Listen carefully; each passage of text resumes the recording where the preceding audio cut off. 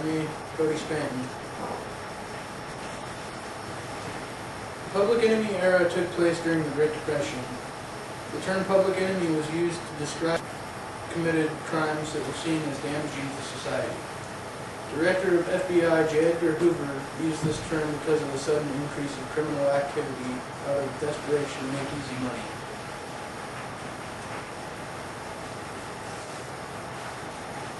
These are some famous public enemies during the Great Depression. John Dillinger, Harry Pierpont, Homer Wayne Van Meter, Lester Gillis, also known as George Babyface Nelson, Charles Pretty Boy Floyd, Machine Gun Kelly, and Bonnie Parker and Clyde Barrett.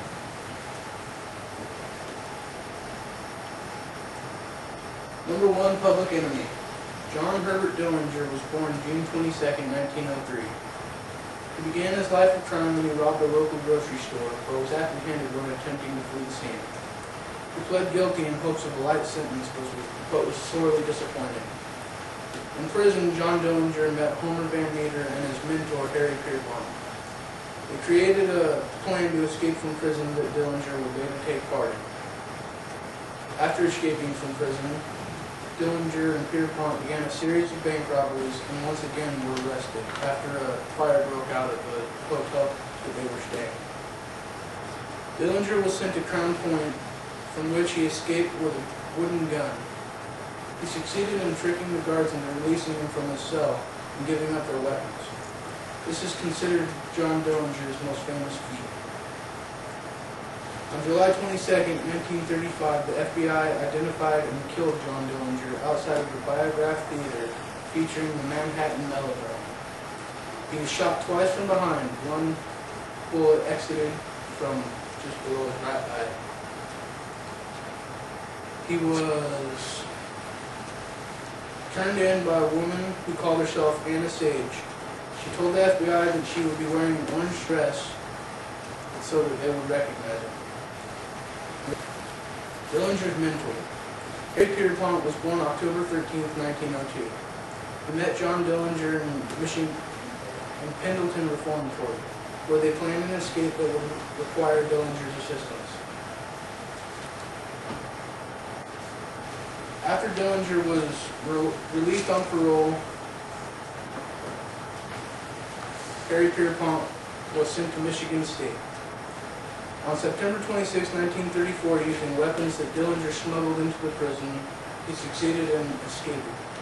After escaping, John Dillinger and Harry Pierpont were arrested and committed a series of bank robberies. They were apprehended once again, and Pierpont was sent to Ohio State Penitentiary, where he attempted to escape by duplicating Dillinger's fake gun moves. After succeeding in exiting their cells and arriving at the main door, the fugitives were brought down by rifle-wielding guards. Still suffering from gunshot wounds, Pierpont was later executed in the electric chair on October 17, 1934. Dillinger's right-hand man. Homer Wayne Van Meter was born December 3, 1906. He met John Dillinger and Harry Pierpont in Pendleton Reformatory. John Dillinger immediately took him under his wing while Pierpont openly loathed him. Van Meter was transferred to Michigan State for repeatedly breaking the rules at Pendleton.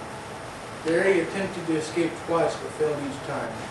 After finally being released on parole, Van Meter joined George Babyface Nelson and Tommy Carroll and John Dillinger, forming what was known as the Second Dillinger, robbed many banks totaling over $50,000.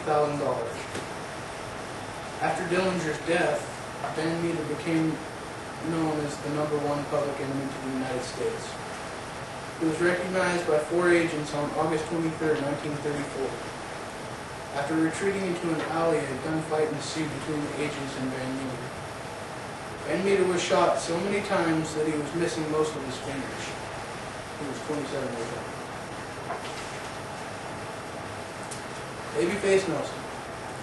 George Lester Joseph Gillis, also known as George Babyface Nelson, was born December 6, 1908. At the age of 12, he was arrested for shooting another child in the jaw with a pistol that he had found.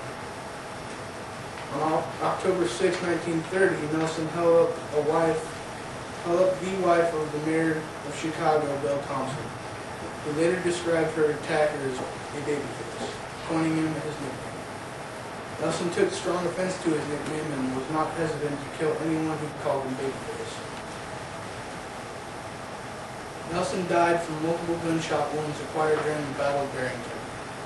After recognizing two FBI agents while driving, Nelson instigated a gun battle. When fatally wounded in the side, Nelson began to walk into the open, firing and cursing at the agents, killing them both. He was shot 9 times and died on November 27, 1934. His body was found in a ditch wrapped in a blanket in front of a Catholic cemetery. Charles Pretty Boy Floyd was born February 3, 1904. He acquired the nickname Pretty Boy during a robbery of a payroll, when the payroll master described him as a pretty boy with apple cheeks. Like Nelson, Floyd also hated his nickname very much. He was said to have taken part in the Kansas City massacre involving the murder of 4 FBI agents. The director of the FBI, J. Edgar Hoover, used this as a reason to increase the pursuit of Pretty Boy Floyd.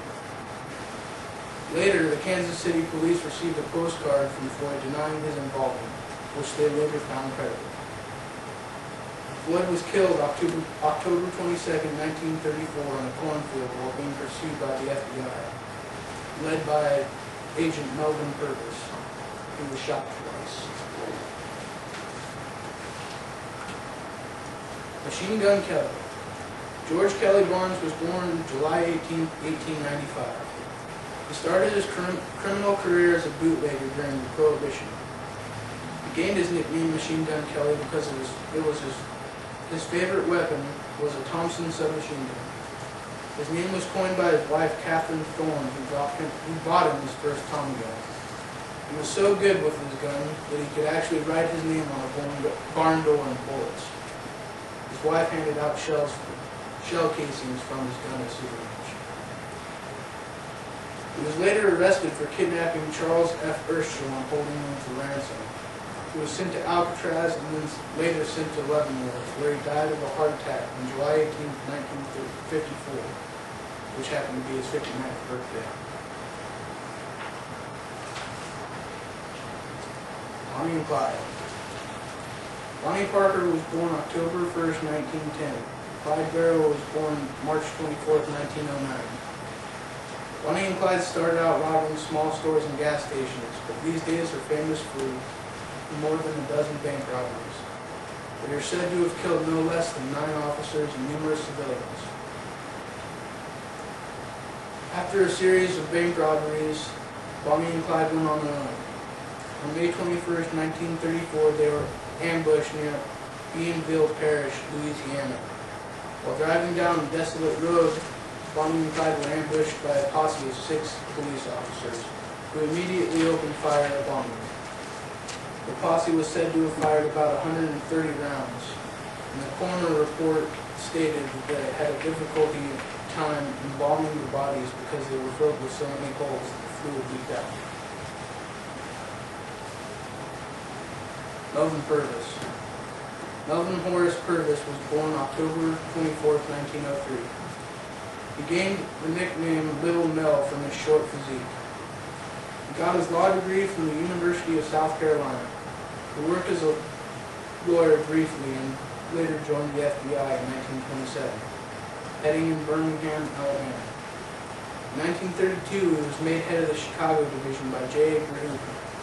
Purvis is infamous for tracking some of the worst public enemies during the era, including Babyface Nelson, Pretty Boy Floyd, and most famously the #1 public enemy, John Dillinger. After Dillinger was taken down, the FBI director J. Edgar Hoover suspended Purvis out of jealousy. Purvis resigned from the FBI in 1935 and wrote a memoir of his service called American Agent. On February 29, 1960, Purvis was found in his house with a bullet wound to his head. He was said to have taken his own life with the gun that he received after resigning from the FBI. The coroner's report later stated that he may have accidentally killed himself while trying to remove a tracer bullet jamming his gun. The truth still remains unknown.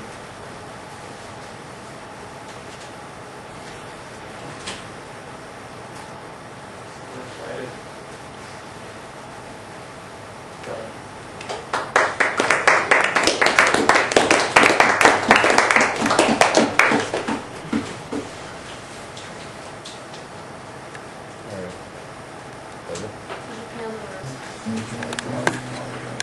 That's great.